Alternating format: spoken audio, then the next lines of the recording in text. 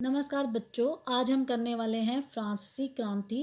France की क्रांति कब आई, कैसे आई, वो हम इस चैप्टर में पढ़ने वाले हैं। बात है 14 जुलाई 1799 की सुबह। पेरिस नगर में आतंक का माहौल था। आतंक मतलब लोग घबराए हुए थे। क्यों घबराए हुए थे? क्योंकि वहाँ का जो सम्राट सम्राट कौन है, वहाँ का जो राजा है, उसने सेना को शहर में घुसने का आदेश दे दिया। और यह भी अफवाह फैल गई थी कि वह सेना नागरिकों पर गोलियां चलाए। नागरिक कौन है? वहाँ के जो लोग हैं। वहाँ ये अफवाह फैल गई थी 1789 को। पेरिस नगर में जो लोग थे बहुत घबराए हुए थे। क्यों घबराए हुए थे? क्योंकि उनको ये लग रहा था जो वहाँ का राजा है वो सेना पर, वो उनकी सेना जो है वो नागरिकों पर गोलियां चलाने वाली है। ठीक है। लगभग 7,000 मर्द जो औरतें टाउन हॉल के सामने एकत्रित हो गए। 7,000 औरतें और जो मर्द थे वो क्या था, टाउन हॉल के सामने एकत्र एकत्र मतलब इकट्ठे हो गए। क्यों इकट्ठे हो गए? क्योंकि वो एक खुद की सेना बनाना चाहते थे। क्योंकि वो अपने आप को प्रोटेक्ट करना चाहते थे। अपने आप को भी तो बचाएंगे ना। वो कैसे बचाएंगे? क्योंकि उनको ये लग रहा था कि जो राजा है वहाँ का वो नागरिकों पर गोलियां गोलियां चलाने वाला है। तो उन्होंने क्या, अपनी एक सेना बनाने का सोच लिया, निर्णय ले लिया। ठीक है। वो अपनी सेना खुद बनाने लगे। तो अब सेना को क्या चाहिए? जब राजा की जो सेना है उसके पास हथियार होंगे, तो जनसेना जो बनी है, जनसेना जो जनता की सेना बनी है, उनको भी हथियारों की चाहिए। तो वो हथियारों की खोज में कहाँ चले गए? बहुत से सरकारी भवनों में जबरन जबरन मतलब जबरदस्ती प्रवेश कर गए। बहुत से सरकारी भवनों में, सरकारी भवन क्योंकि सरकारी भवनों में ही हथियार पाए जाएंगे, तो वो कहाँ चले गए? सरकारी भवनों में जबरदस्ती प्रवेश कर गए, वहां पर चले गए। तो उन्होंने क्या किया? अतः सैकड़ों लोगों का एक समूह, बहुत से सैकड़ों सैकड़ों लोग ऐसे थे जो पेरिस नगर के पूर्वी भाग की ओर चल पड़े। कहाँ चल पड़े? पेरिस नगर के पूर्वी भाग की ओर चल पड़े। और वहाँ पे एक बास्टिल किला था, वहाँ की जेल को उन्होंने तोड़ दिया। क्यों तोड़ दिया? क्योंकि उनको हथियार चाहिए थे। उन हथियारों की खोज में वो क्या हो गए? पेरिस नगर के पूर्वी भाग की ओर चल पड़े और उनको बास्टिल किले की जेल को उन्होंने उन्होंने तोड़ डाला। क्यों? और वहाँ पे जो है, क्योंकि उनको ये लग रहा था क्योंकि वहाँ पे जेल है, जेल में क्या होगा, नेचुरल है, वहाँ पर हमें मिलने की उम्मीद है होती है कि हमें गोला बारूद मिल जाएंगे। ठीक है। तो हथियारों को के कब्जे पर उनका जो वहाँ पर उसकी वहाँ पे लड़ाई हुई, वहाँ पे जो लड़ाई हुई तो बासिल का जो कमांडर था वो मारा गया। क्योंकि सैकड़ों लोगों ने आक्रमण कर दिया था, तो वहाँ का कमांडर जो था वो मर गया। अब क्या हुआ देखो, कैदी क्या हो गए? कैदियों के तो मजे हो गए। ठीक है। तो कैदी क्या हो गए? वहां पे छूट गए। और कितने कैदी छूटे? 7 कैदी। तो ये क्वेश्चन आपका आ जाता है इस वाले जो पेज में आपका। फर्स्ट जो है, फ्रांस की क्रांति कब आई? कब आई? 1789 को। कब आई? 1789 को। डे इंपॉर्टेंट नहीं है लेकिन ईयर इंपॉर्टेंट है। तो कब आई? 14 जुलाई 1789 को फ्रांस में क्रांति हुई। और दूसरा कौन सा जिले में, कौन से किले में उन्होंने आक्रमण किया था? बास्टिल किले में आक्रमण किया था। और कितने कैदियों को छुड़ा लिया गया? 7 कैदियों को छुड़ा लिया गया। ठीक है। तो उसमें बासिल का कौन मारा गया? कमांडर मारा गया। ठीक है। सम्राट सम्राट की निरंकुश शक्तियों का प्रतीक होने के कारण बासिल किला लोगों को घृणा का केंद्र था। क्योंकि सम्राट क्या करता था, जब भी सम्राट कौन, राजा जो था वो क्या करता था, जो भी मतलब जिसको सजा मिलती थी उसको क्या करता था, बासिल किले में वहाँ की जेल में डाल देता था। तो वो लोगों को पहले ही पसंद नहीं था कि बासिल का किला, जो जो भी जो भी कैदी हैं वो सारे वहाँ पर इकट्ठे किए जाते हैं, तो उनको पहले से ही वो अच्छा नहीं लगता था। इसलिए किले को ढा दिया गया। ढा दिया गया मतलब तोड़ दिया गया। और उसके अवशेष, और जो उसके अवशेष थे, ठीक है, वहाँ पर जो भी बारूद, वहाँ पे जो भी हमें अस्त्र शस्त्र मिले, ठीक है, उन लोगों को बेच दिए गए। जो जो क्या करते हैं आपको पता है ना, कई लोग ऐसे हैं जो एंटिक पीस, जो बहुत अमीर लोग होते हैं वो एंटिक पीस रखते हैं। तो उनके अवशेष को उन्होंने कहाँ बेच दिया? उन लोगों को बेच दिया गया जो कि इस ध्वंस को बतौर स्मृति चिन्ह में संजोना चाहते थे मतलब कि वो इसको रखना चाहते थे। क्योंकि कई लोग ऐसे हैं जो एंटिक पीस बहुत खरीदते हैं। ठीक है। उन लोगों को बेच दिया गया। ठीक है। इस घटना के बाद कई दिनों तक पेरिस तथा देश में देहाती क्षेत्रों में कई और संघर्ष हुए। ये तो संघर्ष हुआ ही हुआ था, साथ में और भी कई संघर्ष थे। क्या संघर्ष थे? उनको संघर्ष मतलब कि उनको सामना करना पड़ रहा था। क्या सामना करना पड़ रहा था? अधिकांश जनता पाव रोटी की महंगी कीमतों का विरोध कर रही थी। जो बहुत सारी जनता थी वो पाव रोटी, क्योंकि हमें जीने के लिए खाना चाहिए, और खाना पे ही मतलब कि बहुत ज़्यादा महंगा हो गया था। जब खाना महंगा हो गया था तो लोग क्या है, राजा के खिलाफ आवाज़ उठा रहे थे। वो चाहते थे कि हमें राजा का राज चाहिए ही नहीं, मतलब कि हमें क्या चाहिए, हमें डेमोक्रेसी चाहिए, हमें हम जनता अपना खुद राजा चुने। तो तो वो क्या चाहती थी, वो डेमोक्रेसी चाहती थी, उनको मोनार्की नहीं चाहिए थी। तो अधिकांश जनता पाव रोटी की महंगी कीमतों का विरोध कर रही थी। बाद में इस दौर का सिंहावलोकन करते हुए इतिहासकारों ने इसे एक लंबे घटनाक्रम की ऐसी शुरुआत कड़ियों के रूप में देखा जिसे परिणति फ्रांस के सम्राट को फांसी दिए जाने में हुई। मतलब कि ये सारा जो जितने भी ये इस चैप्टर में हम पढ़ने वाले हैं, तो एंड में वो क्या हुआ, जो राजा था उसको फांसी दे दी गई। ठीक है, हालांकि उस समय अधिकांश लोगों को ऐसे नतीजे की उम्मीद नहीं थी, पर ऐसा क्यों हुआ, कैसा हुआ, वो हम इस चैप्टर में अब पढ़ने वाले हैं। ठीक है, तो इसमें क्या था, एंड में जो एंड होने वाला है वो क्या है, सम्राट को फांसी दिया गया। मतलब कि राजा इसमें फांसी, राजा को इसमें क्या दे दी गई, फांसी दे दी गई। ठीक है, और उसके बाद क्या था, लोगों को इससे उम्मीद नहीं थी कि ऐसा कुछ होगा, लेकिन ऐसा हुआ, क्यों हुआ, कैसा हुआ, वो हम इस चैप्टर में पढ़ने वाले हैं। अब हम नेक्स्ट पेज पे आते हैं। 18वीं सदी के उत्तरार्ध में फ्रांसीसी समाज सन 1774 में बुर्बो राजवंश का लुई 16 फ्रांस की राजगद्दी पर आसीन हुआ। कौन कब हुआ, जब देखो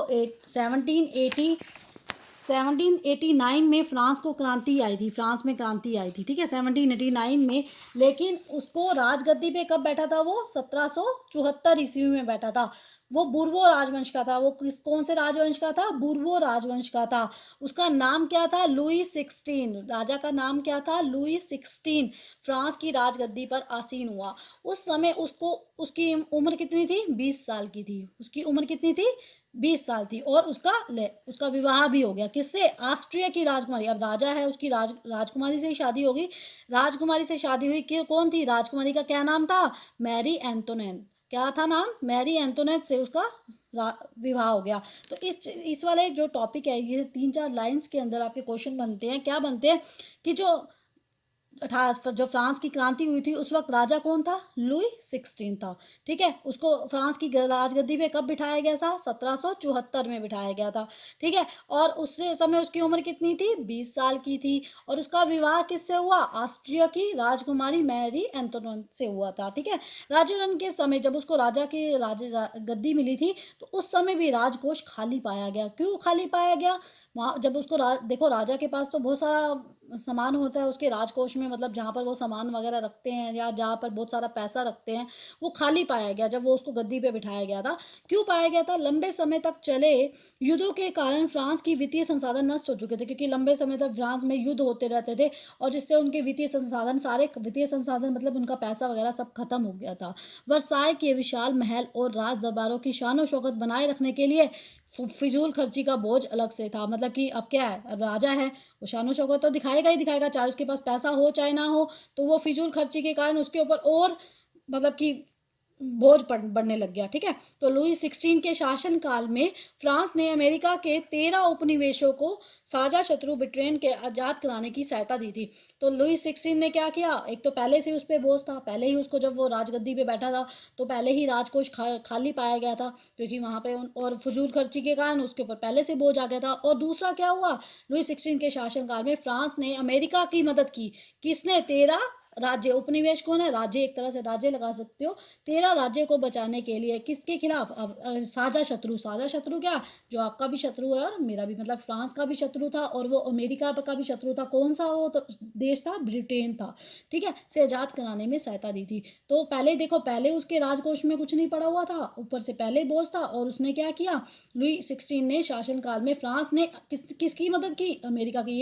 ये भी क्वेश्चन आपका पेपर में आ सकता है कि फ्रांस ने किसकी मदद की, अमेरिका की। और कितने उपनिवेशों को छुड़ाने के लिए, 13 उपनिवेशों को छुड़ाने के लिए। और किसके खिलाफ, ब्रिटेन के खिलाफ। ठीक है, इस युद्ध के चलते फ्रांस पर 10 अरब लिब्रे से भी अधिक का कर्ज और जुड़ गया। लिब्रे मतलब जैसे हमारे यहाँ पर रुपीज़ है, डॉलर होते हैं, वैसे ही वहाँ पर फ्रांस में लिब्रे होता है। ठीक है, तो 10 अरब लिब्रे का अधिक कर्ज और जुड़ गया, जिसकी उससे पहले जो था, पहले 2 अरब लिब्रे का बोझ पहले से चढ़ा हुआ था। मतलब 10 और 2 12 लिब्रे का कर्ज उनके ऊपर चढ़ गया था। बहुत बड़ा कर्ज होता है ये, बहुत बड़ा कर्ज हो गया, जिससे सरकार की कर्जदाता अब 10% ब्याज की मांग करने लगे थे। अब क्या, सरकार सरकार से उसने कर्ज उठा रखा था, तो सरकार क्या थी, 10% मांग कर रही थी ब्याज का। फलस्वरूप फ्रांसीसी सरकार अपने बजट का बहुत बड़ा हिस्सा दिनों दिन बढ़ते जा रहे कर्ज को चुकाने पर मजबूर थी। अब उनका क्या है, ये जो कर्ज है वो बढ़ता ही जाएगा, नेचुरल है, बहुत जल्दी बढ़ेगा। तो अपने नियमित खर्चों जैसे सेना का रख रखाव, राजदरबार, सरकारी कार्यालयों और विश्वविद्यालयों को चलाने के लिए फ्रांसीसी सरकार ने करों में वृद्धि के लिए, अब उनके पास क्या है, अब सरकार है, अगर सरकार के पास पैसा नहीं होता तो वो क्या करती है, कर बढ़ा देती है। कर क्या होते हैं, टैक्सेस, टैक्सेस को वो बढ़ा देती है।